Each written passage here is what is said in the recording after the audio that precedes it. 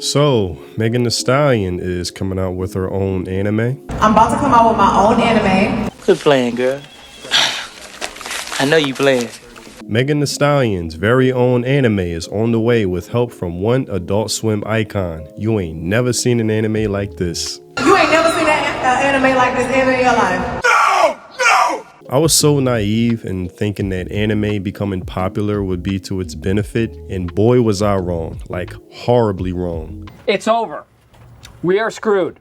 Where now you have everyone trying to get their hands into it to forward their own brand, which is why I say manga are now the new mixtapes when everyone wanted to be a rapper. And whenever approached by someone mentioning, hey, I rap, check out my music, it made you roll your eyes like, oh yeah, oh okay, that's cool. Devaluing any level of seriousness you take that announcement with because it became saturated with opportunists rather than enthusiasts. And it's sort of a trickling down effect that first starts with the celebrity class. Like how Shaq wanted to get into rap, making it seem like a joke. All you jealous punks can't stop my dunks. Then leads to the average person thinking, oh, this is something popular. Like, I watched an episode of Naruto before, maybe I should make my own manga now. And that's another thing. I am so sick of us in America referring to what we want to create as anime or manga, when really it's a cartoon or comic book that happens to be Japanese inspired. This is why I tap my hat off to South Korea and China. At least they have the respect to refer to what they do as manhwa and donghua.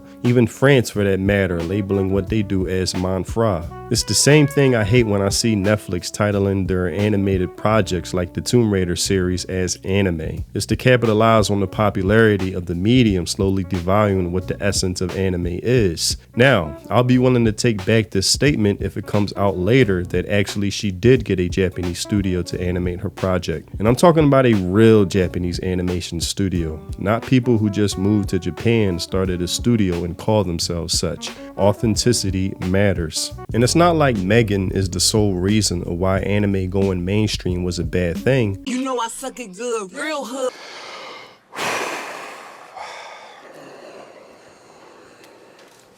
Are you sure about that?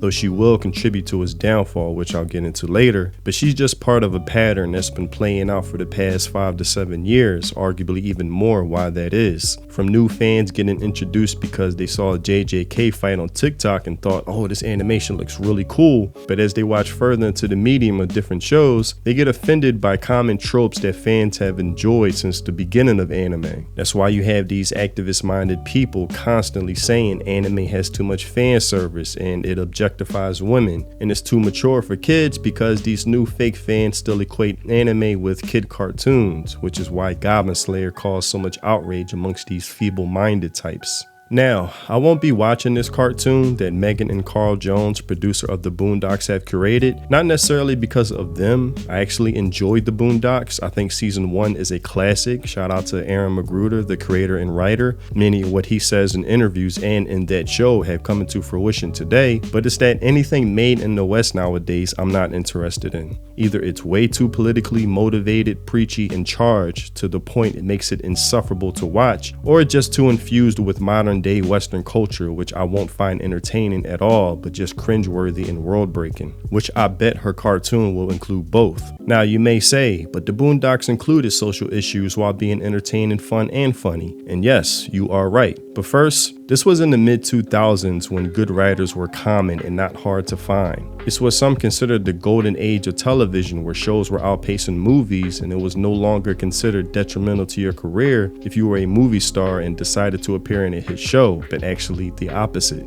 Second, you just won't get an Aaron Magruder nowadays. Somebody who is actually daring, willing to be self-critical, doing cultural internal critiques while also doing external ones as well. His writing is exceptional and balancing that thin line of being entertaining, wildly funny, making your stomach hurt laughing, and also making you think deeply, not just on a surface level.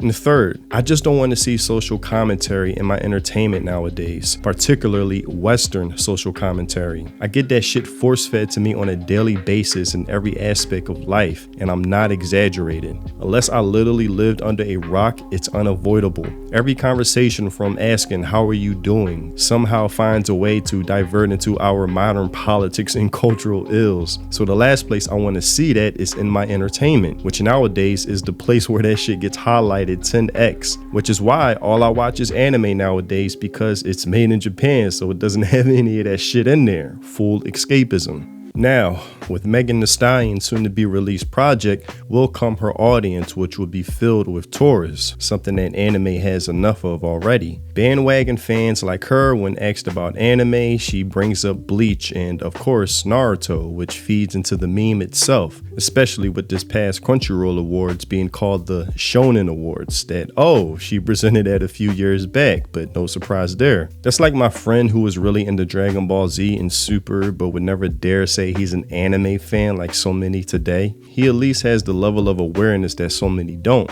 And with her brand, she's going to bring in the type of audience that would love to see anime characters twerk and talk about their wet ass, you know. We already saw that happen to She-Hulk when she guest appeared in that, contributing to the most cringiest shit you'd ever see in Marvel, period. Now, imagine that in anime. Japan has their own unique cultural and humorous way of displaying beautiful women with fan service. And I don't want to see a blending or mixing of what we do in America corrupting that. And even though I'm not going to watch this, what worries me is that it might serve as an artificial signal boost to Japanese creators like, oh, this is what they want, let's start injecting this into our medium, as many Japanese creators already have when it comes to video games, taking the word of journalists like they speak for the fans, then surprised when they have a bad quarter because sales haven't met what journalists promised them, which is why I make so many videos countering these journalists, because they ruined so much already. I don't want to see any modern day American shit in anime, nor want to hear any modern day American lingo in anime dialogue that these corrupt localizers are so hell-bent on doing, which is what journalists are already praising her for this move, saying things like, together they are crafting a project that's not just fan service